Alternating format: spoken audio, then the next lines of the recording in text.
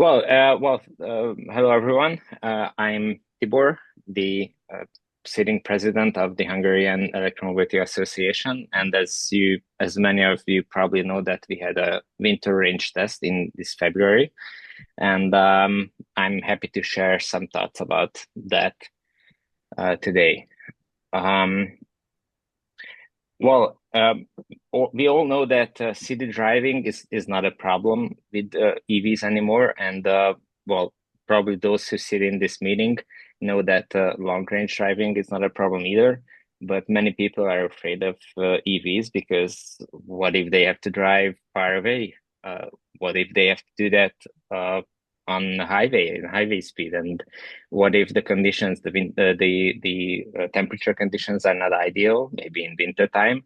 And many people think that EVs are unusable in these conditions, and we wanted to prove them wrong.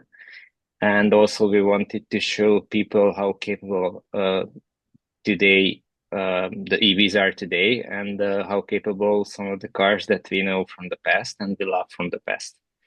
So we have organized a winter range test where we took several cars and drove them until they died.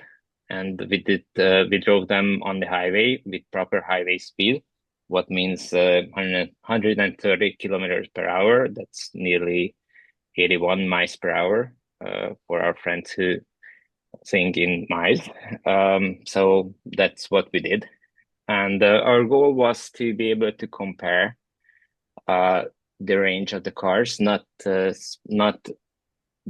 it was not a race. We told the participants at the beginning that it's not a race, so they should not be racing. Um, and we did not want them to hypermile either, because that's not realistic. When you are traveling with a family, you are not hypermiling. You are not trying to reach the highest possible range. We asked them to drive normally, what as they would drive with any other car, and to be able to compare the results, we asked them to drive at the legal speed limit according to the GPS.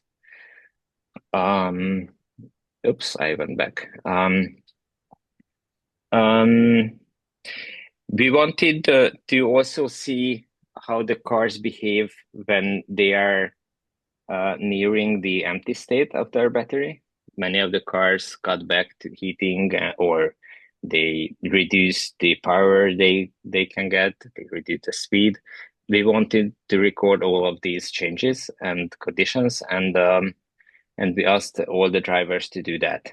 And the last thing we wanted to know as well, how much they can go after they reach the zero uh, state of charge. The methodology was quite simple. We had the start and finish line at the same point, the same location, and we wanted all the cars to do a round trip on the highway, and we had them to leave the location to the east on M3 highway here in Hungary from near Budapest, and we advised them or recommended them to turn around when the state of charge drops below 50%. And on the way back, we wanted them to continue the same way as on the way there, um, to keep the highway speed constantly, and only leave the highway after the state of charge got below 10%. And on lower level roads, we asked them to drive until the cars have stopped. For safety reasons, we have set slightly different rules for cars that have batteries smaller than 40 kilowatt hours, because some of the highway stretches between exits were quite high for them, and we did not want them to get stranded on the highway, because that would have been extremely dangerous when all the cars are driving 130.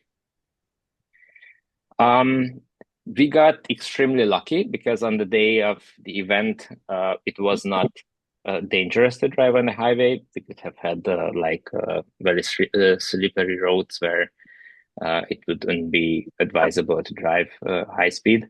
But it was extremely perfect around freezing temperature, light snow at start. And since it was Sunday, the traffic was quite low. So these were ideal conditions for a range test when all the cars can go um, at the legal limit without interruption by the traffic. Um, we had about 31 participating cars. We were expecting a few more, but of course we had some no-shows. 2/3 of the cars were privately owned, mostly or probably entirely by our members. And 1/3 of the cars were brought by distributors of each brand. We have invited many or almost all of the brands in Hungary, but only a handful of them have uh, decided to participate in this event. I was very glad to see that some cars were quite old, even 10 years old Tesla Model S. You can see on the screen had showed up. And we had a taxi, Kia Niro, with 350,000 kilometers in the odometer. That's around 200,000 miles. And we also had small battery cars.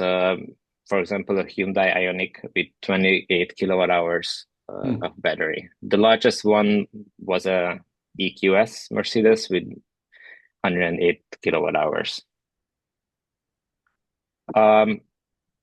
As you can see, and on this picture and on many others, that we have green license plate in Hungary that helps to highlight battery electric vehicles in the traffic. So I think that's a great addition. We had to be prepared because in winter time it wouldn't have been very advantageous to, or it would have been quite bad if people with stranded cars without heating had to wait for a rescue on the side of the road, but we were prepared. So we had two vans with 100 plus kilowatt hours batteries in the storage area, and these were capable of charging the cars at 60 kilowatt each, and this way we could help the cars to get enough energy in just a couple of minutes to reach the next charging point, practically the start and finish line, because they were literally a few hundred meters from this point. So it was very easy to get them started. We deliberately selected a location for start and finish where we have several charging providers operating a few dozens of charging points, so everyone could basically charge at the same time. We also had some V2L, vehicle to load capable cars, brought mostly by our members to help. So when none of the two cars were available, the vans were available for rescue, then these members could help out as well. And also we had, I'm very proud of this member of ours who have built a huge battery pack into his Tesla Model 3 trunk just for this occasion to be able to help out the cars with a slightly larger charging power than the V2L capable cars. And the results. Here you can only see the first few of the cars at the finish line, but this shows that some of the cars are very, very capable and can go well over 400 kilometers or 250 miles on a single charge in such harsh conditions and very hard circumstances. We were surprised at how huge some of the reserves are in the cars. almost all of them, all of the recently introduced cars can go 10, 15, 20 kilometers beyond zero. So getting stranded by an empty battery is quite difficult these days because most of the cars are um, can move beyond zero as well, or below zero if you like. Um, and and the and it was nice to see that many of the old cars were still reliable after 10 years and degraded battery. So they did not stop at, I don't know, 5% of range. Suddenly they were very reliable, and then the driver could expect um, exact results from them. So it was nice to see again.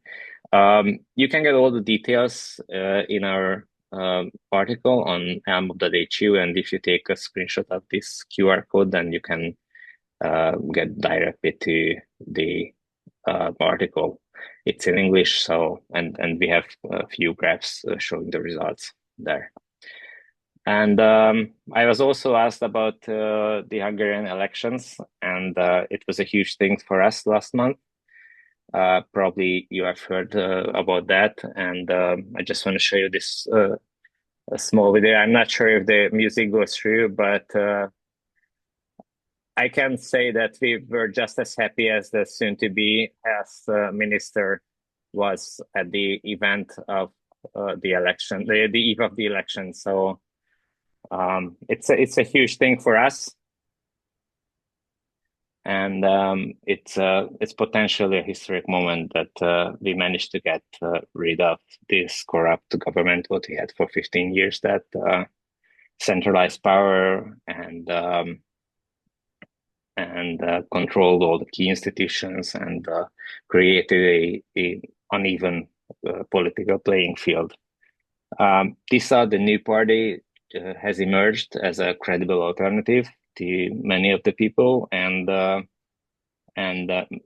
large portion of the population have voted them just to get rid of the old regime and the era of Orban.